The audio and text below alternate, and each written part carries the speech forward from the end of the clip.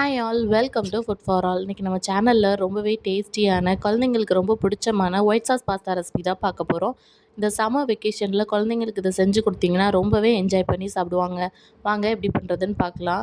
First ஒரு பாத்திரத்தில் கொஞ்சமாக தண்ணி வச்சுட்டு தண்ணி நல்லா சூடானதுமே அதில் ஒரு ஸ்பூன் உப்பு, ஒரு ஸ்பூன் ஆயில் சேர்த்துட்டு நல்லா கொதிக்க விட்டுடலாம். தண்ணி நல்லா கொதித்ததுமே அதில் நம்ம எடுத்து வச்சுருக்க பாஸ்தாவை சேர்த்துக்கலாம். நான் இன்றைக்கி 200 கிராம் பாஸ்தா எடுத்திருக்கேன். இது வந்து கிட்டத்தட்ட 4 பேர் சாப்பிட்லாம். பாஸ்தா சேர்த்துட்டு ஒரு முறை கிண்டி விட்டு அதை நல்லா கொதிக்க விட்டுறலாம். தண்ணி கொதிக்கிறதுக்கு முன்னாடி பாஸ்தா சேர்த்திங்கன்னா பாஸ்தா ஒன்றோட ஒன்று ஒட்டிக்கும். சாப்பிட அந்த அளவுக்கு டேஸ்ட்டாக இருக்காது. இப்போது பாஸ்தா நல்லா வெந்துருச்சு. இதை வந்துட்டு வடித்து தனியாக வச்சுட்டு கொஞ்சமாக ஆயில் மிக்ஸ் பண்ணி வச்சிட்டிங்கன்னா பாஸ்தா ஒட்டாமல் நல்லா சாஃப்டாக ரொம்ப நேரத்துக்கு இருக்கும். இப்போது அதே பேனில் ஒரு 4 ஸ்பூன் பட்டர் சேர்த்துட்டு பட்டர் நல்லா சூடானதுமே அதில் ஒரு 4 பல் பூண்டை நல்லா ஃபைனாக சாப் பண்ணி வச்சுருக்கேன். அதையும் ஆட் பண்ணி நல்லா சாட்டே பண்ணிக்கலாம். பூண்டை வதக்குனதுமே அதில் ஒரு குடமிளகா, ஒரு ஆனியன், ஒரு கேரட் நல்லா க்யூபாக கட் பண்ணி வச்சுருக்கேன். அதையும் ஆட் பண்ணி சாட்டே பண்ணிவிட்டு நான் இன்றைக்கி ஸ்வீட் கார்ன் எடுத்திருக்கேன்.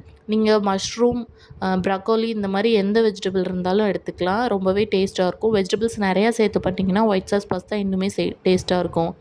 இப்போது நம்ம சாஸ் ரெடி பண்ணுறதுக்காக ஒரு 2 ஸ்பூன் மைதா சேர்த்துக்கலாம். மைதாவை நீங்கள் தனியாக சாஸ் பண்ணும்போது அது கெட்டிப்படுறதுக்கு வாய்ப்பு இருக்குது. ஆனால் இந்த மாதிரி பண்ணிங்கன்னா கெட்டியாகவே செய்யாது.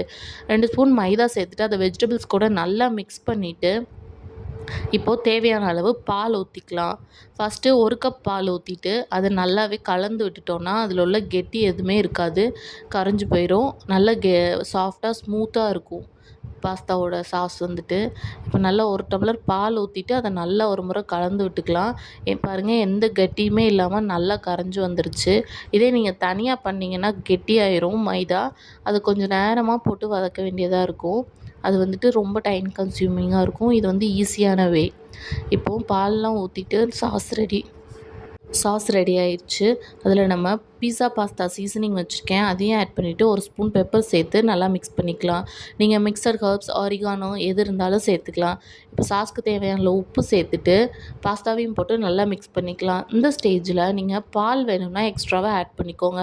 ரொம்ப நேரத்துக்கு நல்ல சாஸியாக இதே மாதிரி இருக்கும். இல்லைன்னா இது கொஞ்சம் நேரம் கழித்து கெட்டியாயிரும். இப்போ பால் சேர்த்து நான் தேவையான அளவு பாலும் சேர்த்துட்டு கொஞ்சமாக மிக்ஸ் பண்ணிவிட்டு இப்போ இதில் ஃப்ரெஷ் க்ரீமும் சீஸும் ஆட் பண்ணிடலாம். ஃப்ரெஷ் க்ரீம் வந்து உங்களோட விருப்பம் தான். நான் இன்றைக்கி 1/4 கப் கிட்டே ஆட் பண்ணியிருக்கேன். நீங்கள் இன்னும் நல்லா க்ரீமியாக ரிச்சாக வேணும்னா இன்னும் கொஞ்சம் கூட ஆட் பண்ணிக்கலாம். Grated cheese, mozzarella cheese, cheddar cheese எது இருந்தாலும் நீங்கள் சேர்த்துக்கலாம். நான் இன்றைக்கி ஸ்லைஸாக இருக்கிற அந்த ஷீட் மாதிரி இருக்கும்ல மில்கி மிஸ்டில், அந்த சீஸ் தான் ஆட் பண்ணியிருக்கேன். இதில் கொஞ்சமாக சால்ட் இருக்கும். அதனால சால்ட் பார்த்துட்டு நீங்கள் அட்ஜஸ்ட் பண்ணிக்கோங்க. சூப்பரான ஒயிட் சாஸ் பாஸ்தா ரெடி ஆயிடுச்சு. எப்படி இருக்குதுன்னு செஞ்சு பார்த்துட்டு மறக்காமல் நம்ம கமெண்ட்ஸில் சொல்லுங்கள். நம்ம சேனலை மறக்காமல் சப்ஸ்கிரைப் பண்ணிக்கோங்க. உங்களை இன்னொரு வீடியோவில் பார்க்குறேன். அது வரைக்கும் பாய்.